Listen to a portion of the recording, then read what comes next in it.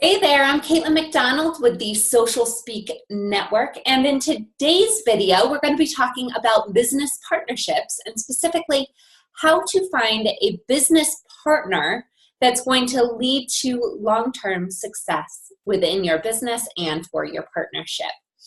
Now, if you have been following along with the Social Speak Network, you do know that Amber and myself are business partners. We both had our own individual businesses, and 8 years ago, we decided to merge them into one. Because of this, we are 50-50 partners, which is a decision that most folks who we tell say, absolutely not, your business is destined to fail. So far, we have proven them wrong. Thank goodness. So we are talking here from experience. I'm not somebody who has just read statistics about how 70% of businesses fail if you are in a partnership. This is coming from real life experience about what to look for in a business partner. So when I first started Boundless Marketing, which was my half of the company, and Amber had Your Marketing Voice, I really didn't think that I'd go into a partnership with anybody. But we had known each other from a previous company where we both were kind of working on client accounts together. And so I reached out to her just for some help and guidance as I was starting my own business. We then realized that if we split resources such as interns or subcontractors, we would be able to split those costs as well. We then started getting clients together that were larger accounts than what we were signing independently. So our partnership really grew pretty organically. And one of the reasons, well, I guess there are a few reasons why our business partnership has been able to succeed. And first part is that our relationship is built on respect. So you might say that you respect somebody, but oftentimes this means that you just aren't going to tell them no. You're not going to disagree with them. Or in the back of your head, you're thinking, I don't really trust what this person has to say. Amber and I respect each other, and we trust that the other person is going to fulfill the commitments that they say that they are going to. Both of us have been through life-changing events throughout our partnership. Amber had her daughter. She moved to Florida and has been through other life experiences. I got my MBA. I also had a daughter, and I've had some health issues as well.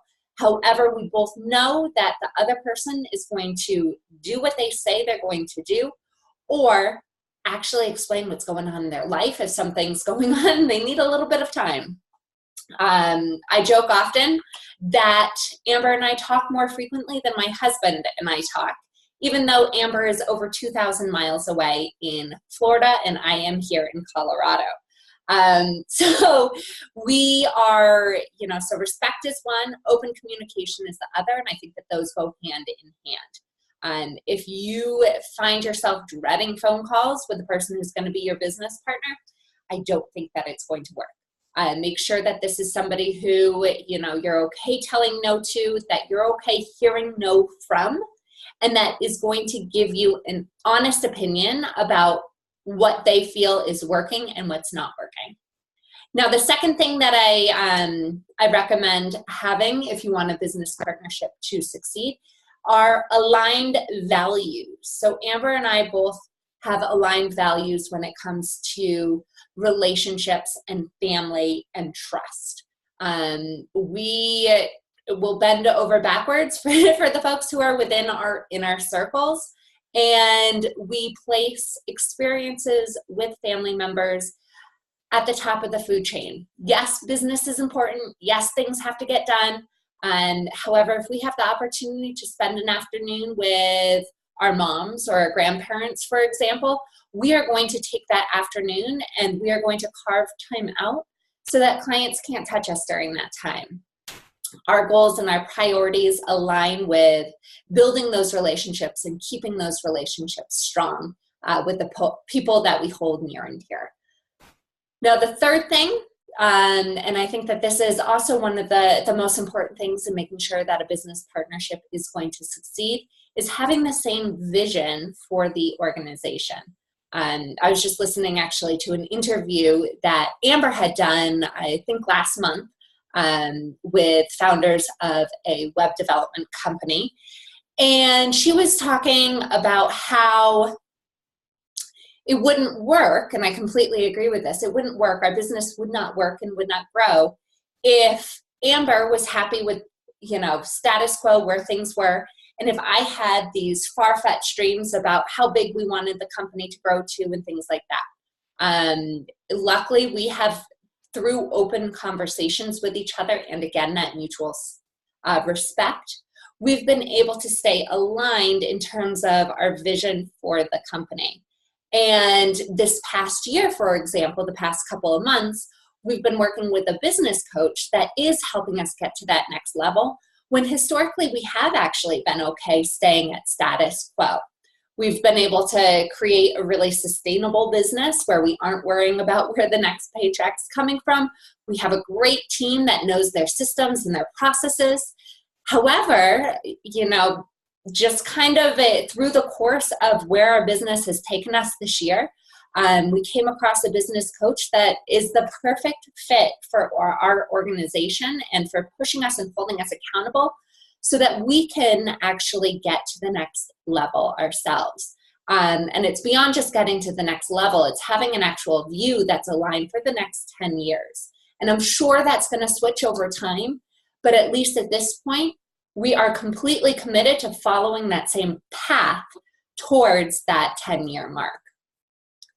So if you are considering jumping into a business partnership with somebody, or if you're in a business partnership with someone and you aren't 100% sure if it's going to work, I recommend making sure that, I guess at first doing a self-check to make sure that you do have that mutual respect with the other person, and that you are okay hearing and telling the person no and that you don't agree with them.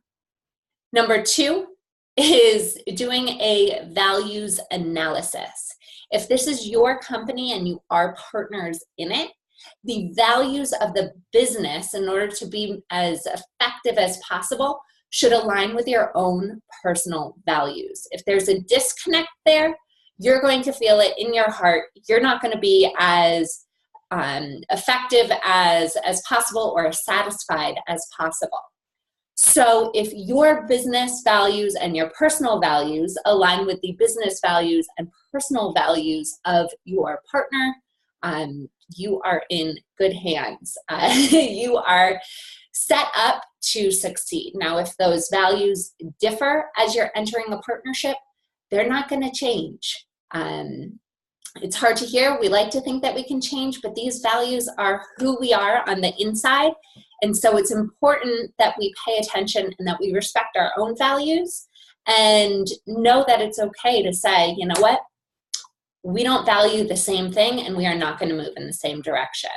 And that brings us to point number 3. As you're entering a business partnership with someone, please take the time to map out where you want your life to be and where you want the business to be in 3 years, 5 years, and 10 years. What is your ultimate goal for the business that you are running? Now, this is something that is a moving target, but you want to make sure, again, that you can have those respectful, trustworthy conversations with your business partner so that you are able to map out a plan that aligns with both of you.